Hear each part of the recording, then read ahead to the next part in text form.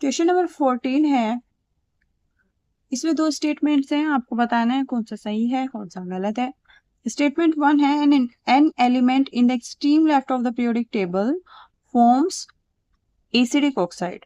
ठीक है, extreme left आपका इधर हो गया और एक्सट्रीम राइट आपका इधर हो गया। एक्सट्रीम लेफ्ट, जैसे जैसे आप लेफ्ट में जाते हैं आपका क्या होता है, जो ये एलिमेंट्स हैं उनका मेटेलिक कैरेक्टर बढ़ता है, और जैसे जैसे आप राइट में जाते हैं आपके एलिमेंट्स का नॉन मेटेलिक कैरेक्टर बढ़ता है। और जो नॉन मेटल्स ऑक्साइड्स बनाते हैं वो क्या होते हैं, एसिडिक होते हैं। ठीक है, जैसे आप ये देखिए CO2 है, इसका ऑक्साइड्स है कार्बन का। अगर आप ऑक्साइड देखें तो CO2 हो गया, जब वाटर के साथ रिएक्शन करेगा तो ये क्या बना देगा, H2CO3। तो ये क्या बना दिया इसने, एसिड बना दिया। इसने क्या बना दिया, एसिड बना दिया। तो जैसे जैसे आप पीरियड्स में लेफ्ट टू राइट जाते हैं तो जो आपके ऑक्साइड्स होते हैं उनका जो एसिडिक कैरेक्टर है वो इंक्रीज होगा।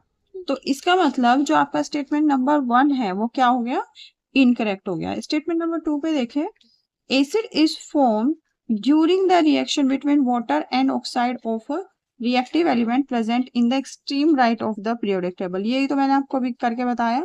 तो एसिड तो फॉर्म होता है क्या, एसिड फॉर्म होता है जब वाटर की रिएक्शन किससे कराते हैं, एसिड फॉर्म होता है जब वाटर की रिएक्शन किससे कराते हैं, oxides of elements in extreme right of periodic table. तो बिल्कुल सही है, देखिए कार्बन का मैंने बता ही दिया। ठीक है, और ऑक्सीजन की बात किया था सल्फर, जैसे सल्फर का ऑक्साइड है। ठीक है, तो SO2 उसकी रिएक्शन H2O से करा देंगे तो क्या बन जाएगा, H2SO3। ठीक है, तो इस तरह से क्या बन जाएगा, आपके एसिड बन जाएंगे। तो इसका मतलब जो आपका स्टेटमेंट नंबर 2 है वो करेक्ट है। क्वेश्चन नंबर 16 है, इसमें भी दो स्टेटमेंट्स हैं। तो पहला स्टेटमेंट है कि nitrogen, sulphur, halogen and phosphorus present in an organic compound are detected by Lassaigne test.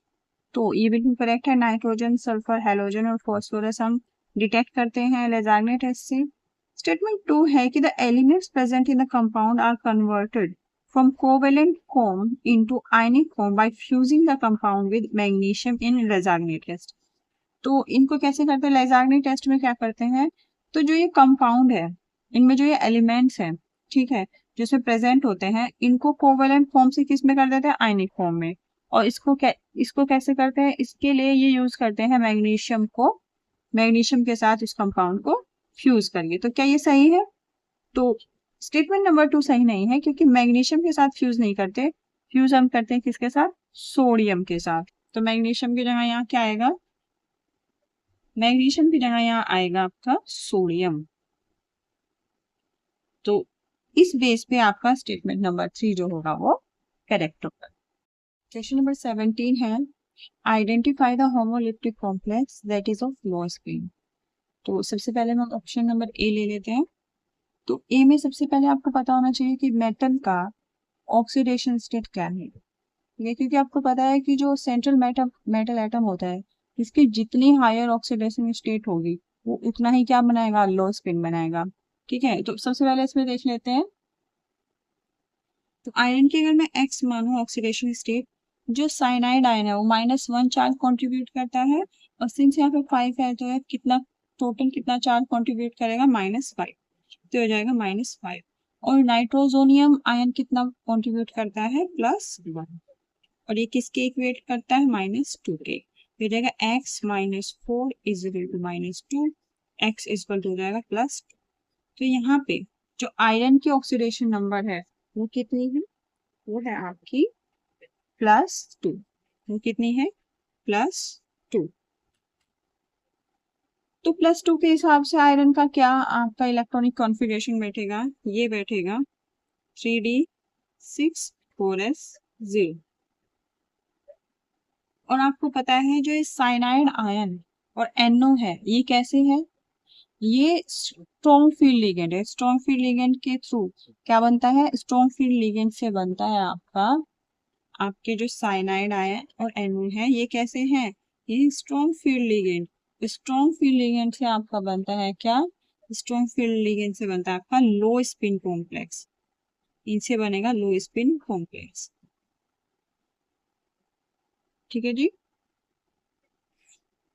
फिर 3d6 को आप करोगे कैसे? ऐसे 1 2 3 4 5 6। ठीक है, और सिंस स्ट्रॉन्ग फील्ड लिगेंड है तो आपको क्या करेंगे, ये अगले में क्या हो जाएंगे, ये आपके पेयर हो जाएंगे। तो अगले में आपके क्या हो जाएंगे, ये पेयर हो जाएंगे। कैसे? ऐसे।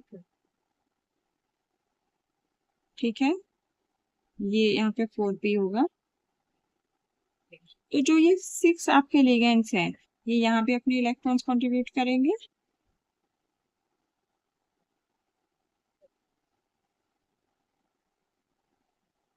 ठीक है, तो ये क्या बनेगा आपका D2sp3। ठीक है, ये यहाँ तक तो ठीक है, लेकिन सिंस इसमें अलग अलग आपके लिगेंड्स है तो ये कैसा होगा, ये वाला कॉम्प्लेक्स कैसा होगा? ये कॉम्प्लेक्स होगा आपका हेट्रोलिप्टिक।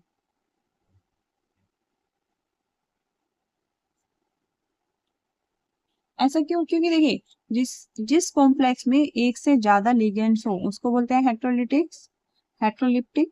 और जिसमें एक जैसे ही हो उसको बोलते हैं होमोलिप्टिक। अब चलिए ऑप्शन नंबर बी पे चलते हैं। ऑप्शन नंबर बी में क्या शो हो रहा है? ऑप्शन नंबर बी देखिए, ऑप्शन नंबर बी है COFE का Fe COF6। तो ये है COF6 और इस पे चार्ज है 3 - तो यहाँ से जब आप देखोगे कोबाल्ट की, जब आप ऑक्सीडेशन नंबर निकालोगे, यहाँ से कोबाल्ट की ऑक्सीडेशन नंबर क्या होगी, यहाँ पे कोबाल्ट की ऑक्सीडेशन नंबर होगी आपकी +3। क्योंकि अगर आप इसको x मानोगे, x-6, क्योंकि फ्लोरीन कितना कंट्रीब्यूट करता है -1, तो x-6 और इज इक्वल टू -3। तो जब आप इसको इक्वेट करोगे कोबाल्ट की आपकी आएगी +3। और कोबाल्ट क्या होता है? नॉर्मली होती है 3d7, लेकिन जब +3 ऑक्सीडेशन होगा तो 2 इलेक्ट्रॉन तो 4s से चले जाएंगे और एक इलेक्ट्रॉन 3d7 वाले से जाएगा। तो यहाँ पे भी क्या बचेगा? यहाँ पे भी 3d6 4s 0 बचेगा। और सिंस जो फ्लोरीन है, फ्लोरीन कैसा है? यहाँ पे फ्लोरीन है आपका, फ्लोरीन कैसा होता है? फ्लोरीन आपका होता है weak field ligand, weak field ligand. और वीक फील्ड लिगेंड की वजह से क्या बनता है? High spin complex. और हमें हाई स्पिन कॉम्प्लेक्स नहीं देखना, हमें क्या देखना है? लो स्पिन कॉम्प्लेक्स। एक तो ये हाई स्पिन कॉम्प्लेक्स बनाएगा, और देखो ये क्या है, ये होमोलिप्टिक है क्योंकि इसमें एक ही तरह के क्या है आपके, एक ही तरह के आपके लिगेंड है। ठीक है, अब ऑप्शन नंबर सी पे चलते हैं। ऑप्शन नंबर सी में आपका दे रखा है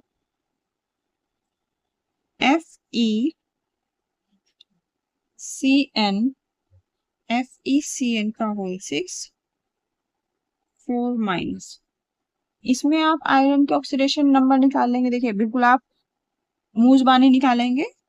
ठीक है, कैसे? आयरन की x मानेंगे, साइनाइड आयन आपका -1 कंट्रीब्यूट करेगा, तो 6 कितने कंट्रीब्यूट करेंगे? -6।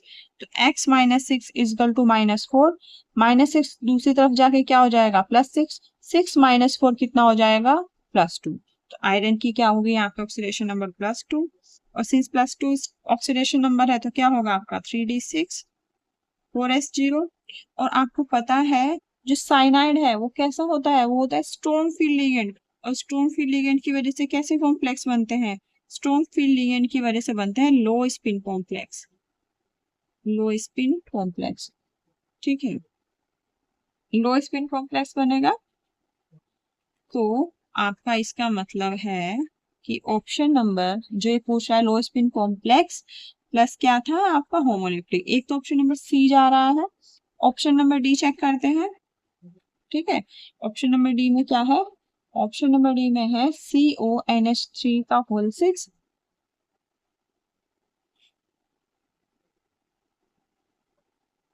CONH3 का होल 6 एंड 3 पॉजिटिव। आपको पता है अमोनिया कोई भी चार्ज कंट्रीब्यूट नहीं करता, ना माइनस ना प्लस, तो ये 0 करता है। तो कोबाल्ट की ऑक्सीडेशन नंबर क्या हो यहाँ पे? जो टोटल चार्ज है वही जो है +3। ठीक है, तो कोबाल्ट का क्या होगा electronic configuration 3d6 and 4s0। अब सिंस अमोनिया एक मीडिएटर टाइप के लिगेंड में आता है, लेकिन इसको हम क्या कंसिडर करेंगे यहाँ पे काम करेगा आपका स्ट्रॉन्ग फील्ड लिगेंड की तरह, स्ट्रॉन्ग फील्ड लिगेंड की तरह काम करेगा। और स्ट्रॉन्ग फील्ड लिगेंड कैसा आपका बनाते हैं, ये बनाते हैं आपका लो स्पिन, ये बनाएगा आपका लो स्पिन कॉम्प्लेक्स। इसका मतलब ऑप्शन नंबर डी जाएगा। फिर आता है क्रोमियम के साथ, ठीक है, क्रोमियम H2O होल 6 और 2 पॉजिटिव। आपको पता है वाटर भी कुछ कंट्रीब्यूट नहीं करता, ठीक है, तो क्रोमियम का जो आपका ऑक्सीडेशन नंबर होगा +2 होगा और इसका आपका बनेगा 3d4 4s0। ठीक है, और सिंस H2O जो होता है ये वीक फील्ड लिगेंड होता है, और वीक फील्ड लिगेंड कैसा बनाता है, हाई स्पिन, हाई स्पिन। तो इन दोनों में होमोलिप्टिक तो है मामला, ये भी होमोलिप्टिक है, ये भी होमोलिप्टिक है, होमो तो ये है, लेकिन इसमें क्या है स्ट्रॉन्ग फील्ड लिगेंड है, तो ये तो लो स्पिन कॉम्प्लेक्स बनाएगा, ठीक है, इसलिए डी तो जाएगा। लेकिन ई वाले केस में होमोलिप्टिक तो है, लेकिन ये कैसा है वीक फील्ड लिगेंड है, इसलिए कैसा बनाएगा ये हाई स्पिन कॉम्प्लेक्स बनाएगा।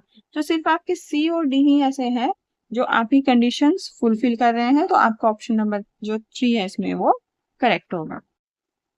क्वेश्चन नंबर 18 आप देख पा रहे हैं, इसमें आपकी एक टोल्यूइन है, टोल्यूइन की रिएक्शन आप बहुत एक्सेस में टोल्यूइन ले रखे हैं, इसकी रिएक्शन करेंगे हम CrO2 Cl2 CS2 से, और फिर सेकंड नंबर पे H2O पॉजिटिव, और थर्ड पे NaHSO3, फिर इसको फिल्टर कर लेंगे, फिर जो रेजिड्यू बनेगा वो हमें बताना है ए आपका क्या है। फिर रेजिड्यू की रिएक्शन कराएंगे डाइल्यूट HCl से, फिर हमारा कंपाउंड बी बनेगा। आपको structure of A and B बताना है, ठीक है।